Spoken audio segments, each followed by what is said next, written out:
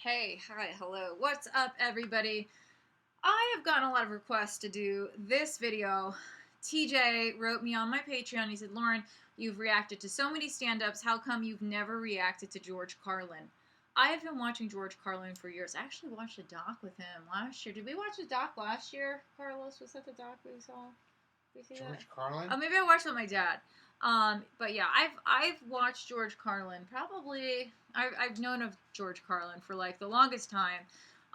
Just commenting to my roommates. I have a bunch of people who live in my house. Uh, shout out to all my friends watching. Guys, these videos take me a long time, so please do me a favor and subscribe. I really appreciate it.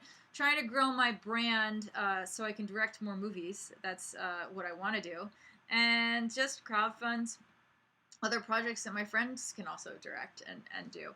So yeah, everyone please subscribe, please.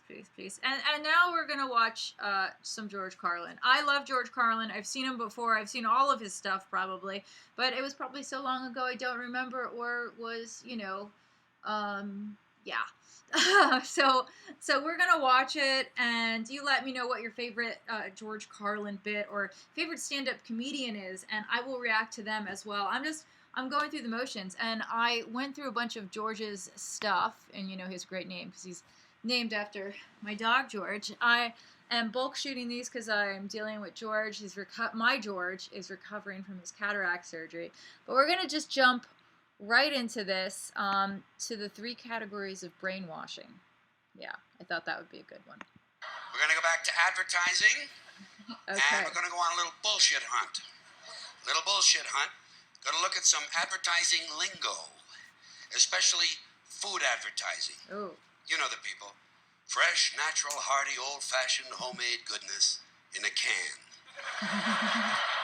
That kind of stuff. So let's take a look. Let's take a look at some of these words. Old-fashioned. When you hear old-fashioned, you're supposed to think, oh, this goes back to the old days. Right. The old days. Before we had sanitation laws. Before hygiene became popular. Back when botulism was still considered a sauce. Old-fashioned is supposed to give you a warm feeling. Make you think about your grandmother. Well, I don't know about you, but when I'm picking out food, I don't want to be picturing 90 pounds of wrinkles in a black dress with a big hairy mole sticking out and an infected lip. Old-fashioned. Then you have homemade. Homemade. You see this on the packages in the supermarkets. Folks, believe me, it is physically impossible for a food processing plant to produce anything homemade. I don't care if the CEO is living in the basement and cooking on a hot plate. It's not gonna happen. And you shouldn't be eating processed foods and packaged foods anyway. They're no good for you. You know how I stopped eating processed foods? I started picturing the people who were doing the processing. Next time you're in the bus and you see some guy with gangrene on his hands, just picture him on the assembly line putting little pieces of chicken in a box. That'll cure you. Then go home and eat some fucking grapes. Homemade. You see homemade in the restaurants too. Homemade soup. I don't care how much the amphetamine-driven waitress with the Marlboro lines in her face reminds you of your mother. The soup is not homemade. Unless someone is living in the kitchen. And if that's the case, I want to get a good look at this motherfucker. I want to check this guy for lesions, carbuncles, impetigo, pink eye, and ringworm. And head lice. Then you have home style. Home style. When the advertising imbeciles realize that homemade sounds too full of shit, they go to home style. Home style flavor. Oh, whose home are we talking about? Jeffrey Dahmer's? Believe me, there's nothing home style about the boiled head of a Cambodian teenager, okay? Even if you sprinkle parsley on the hair.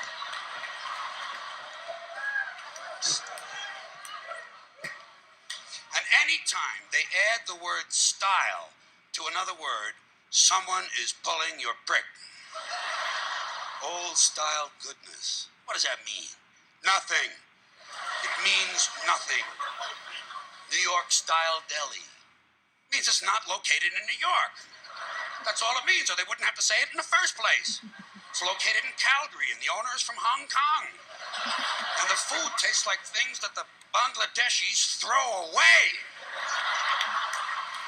Chicago-style pizza means the night manager once changed planes at O'Hare. Family-style restaurant. You know what that means?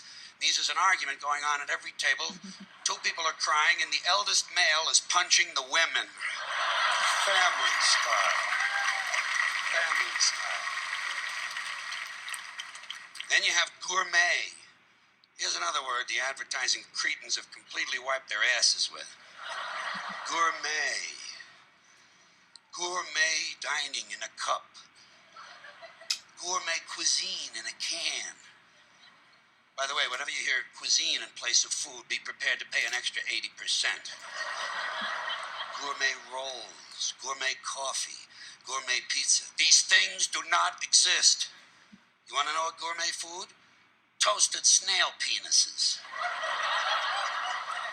Candied moose balls. Deep dish yak dick. Gourmet. Here's another full of shit food word. Hearty. Hearty. Soup is hearty. Breakfast is hearty. You know what I do when I hear the word hearty? I look at the label. 300 grams of saturated fat. Hearty, as in heart attack. It's the same with buttery and lemony and chocolatey. Real chocolatey goodness. You know what that means? No fucking chocolate. All right, guys. On that note, oh my, he is so funny. He is really funny, right? You hear Carlos laughing in the background.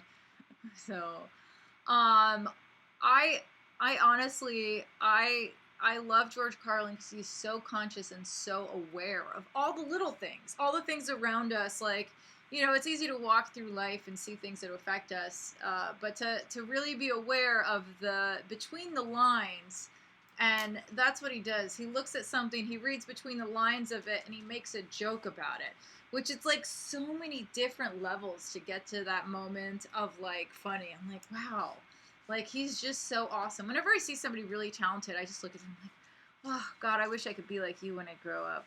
Then I just keep getting older and it doesn't happen. It's really sad.